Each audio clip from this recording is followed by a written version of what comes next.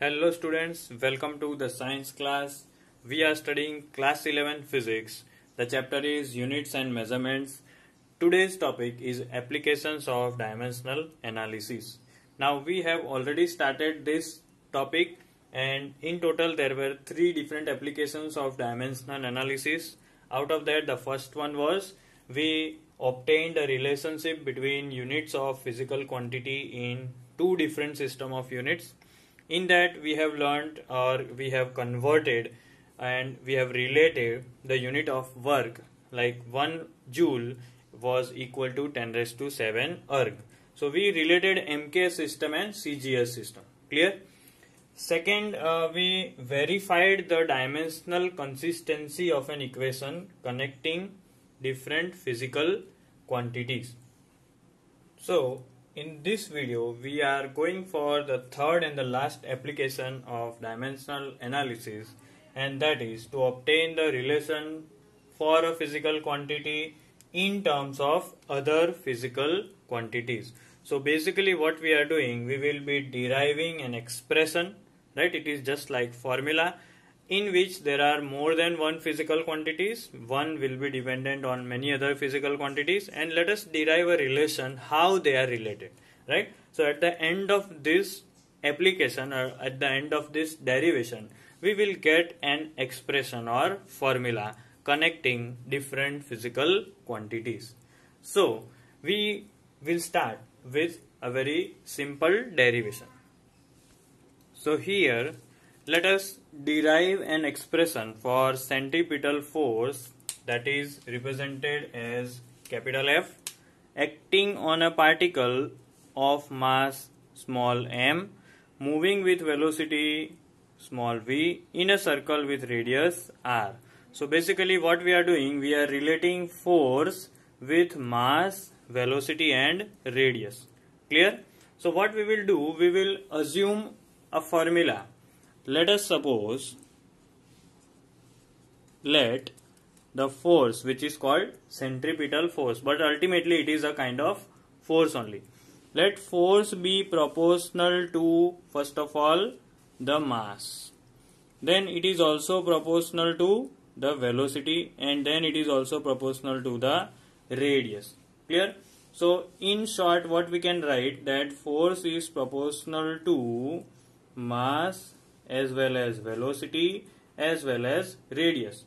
But how it is proportional, in what exponent and powers, that we are not knowing. So what we will do, we will also assume that force is proportional to mass, velocity and radius, and their dimensions are m raised to a, v raised to b and r raised to c.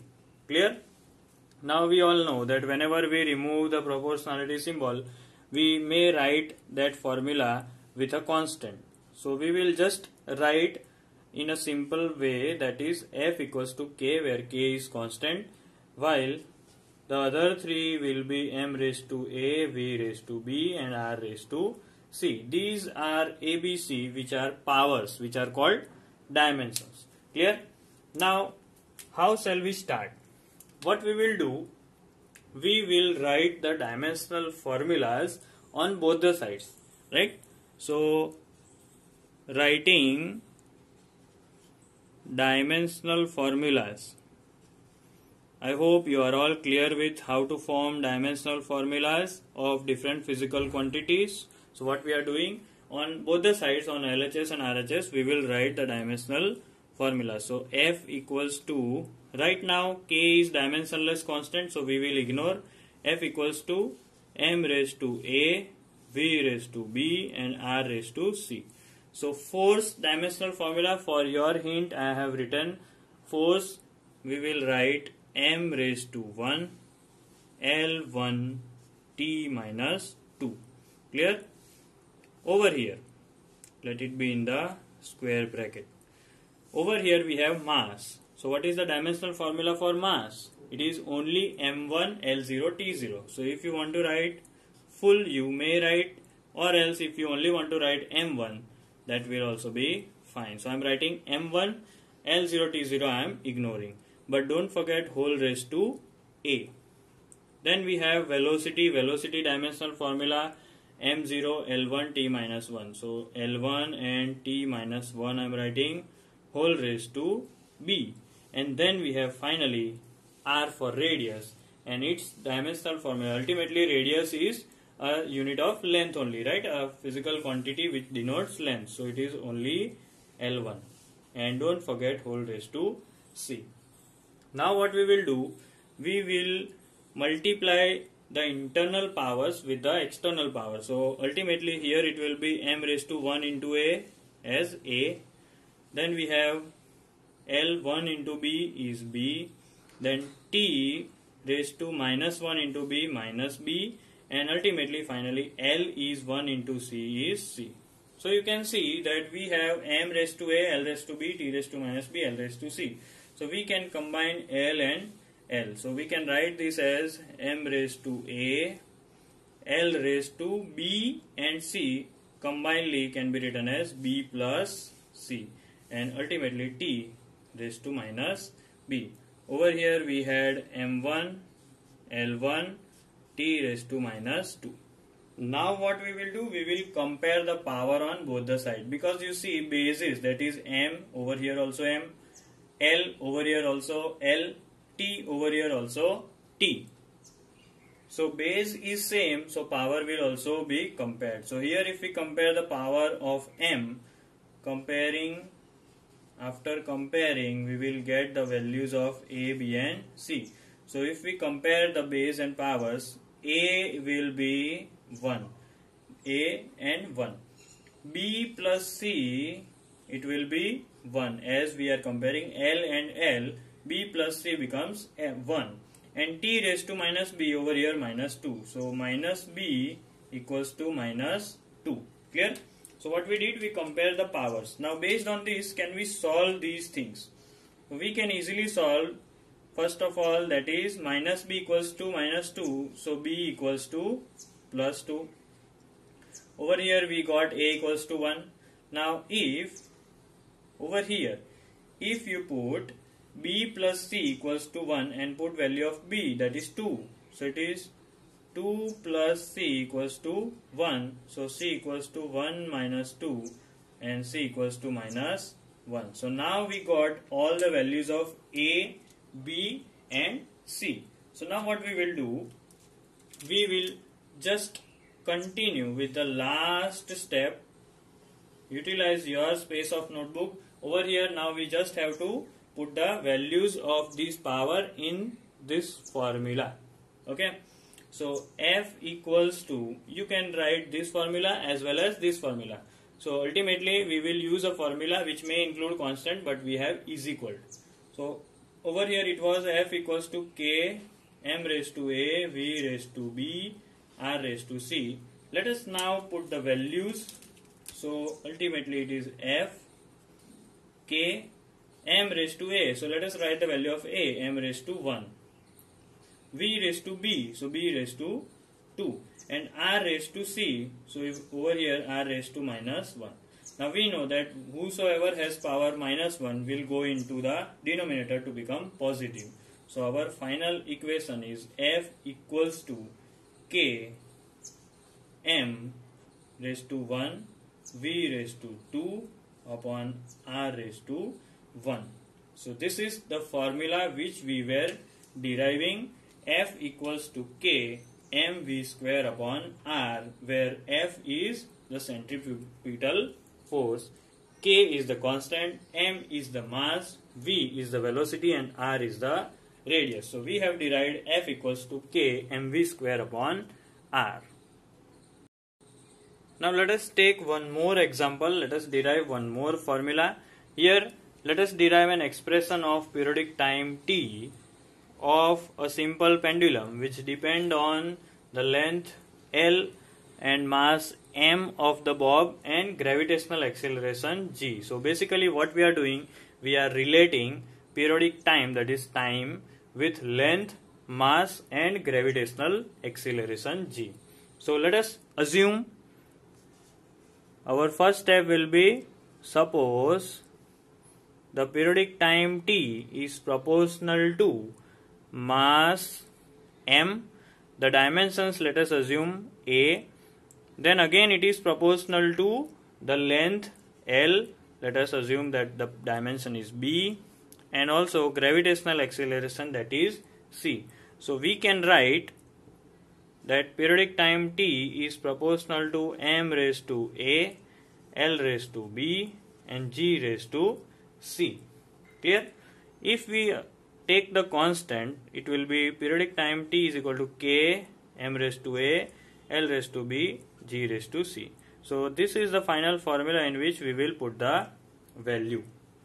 Now, writing about the dimensional formulas for both the sides. So here it will be, next step, writing dimensional formula on both sides. So periodic time will be time, just time. So what it will be? It will be time T1. So M0, L0, T1. Over here, K is a dimensional constant, so we will ignore K. M is mass. So here it will be, let us put the bracket, m raised to 1 whole raised to A.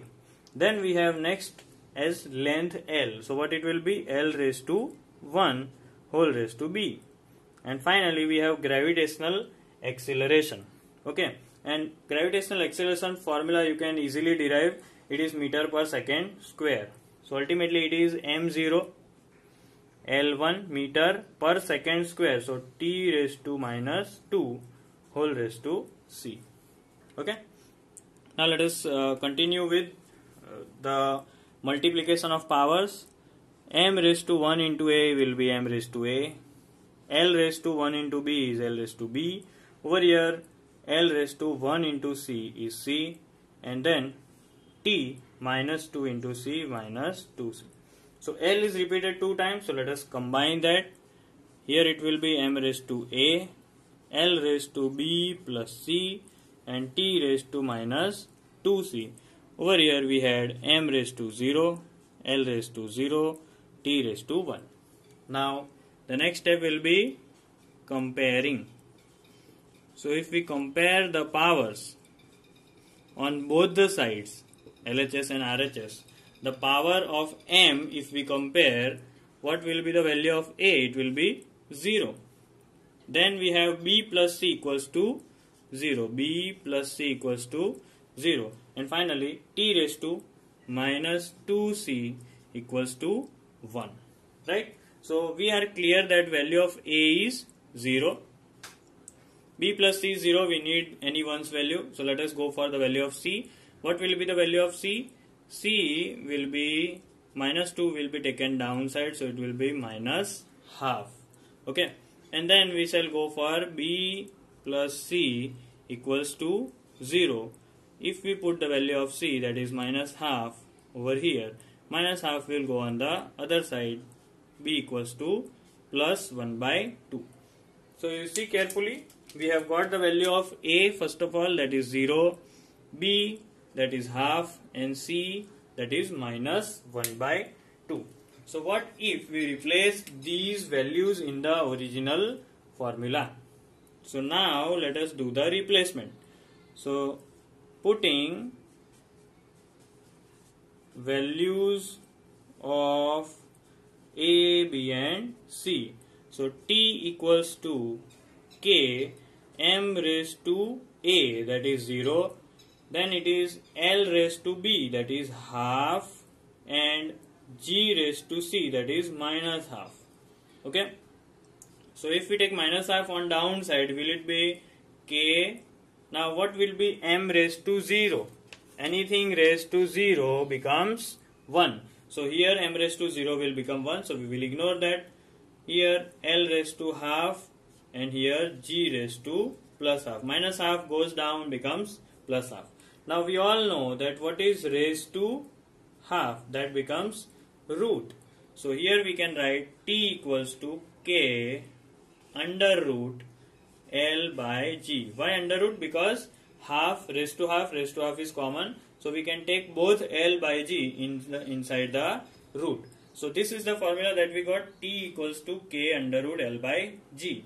Now one thing that we are expanding, that the value of k is to be found experimentally, that is 2 pi. So ultimately our final formula can also be t equals to 2 pi under root L by G. So this is our final expression that we have derived. That was for periodic time, and now you can see it depends on many different physical quantities like length, mass and gravitational acceleration. Moving on to the last theory topic of this whole chapter. By this we shall finish all the theory part of this chapter, that is limitations of dimensional analysis. Even though dimensional analysis is very much important, we have seen all the type of applications, but it has some limitations. One by one, let us see all those limitations. First is, this method doesn't give any information about dimensionless constant. So we cannot know anything about the constant that the physical quantity is dependent on.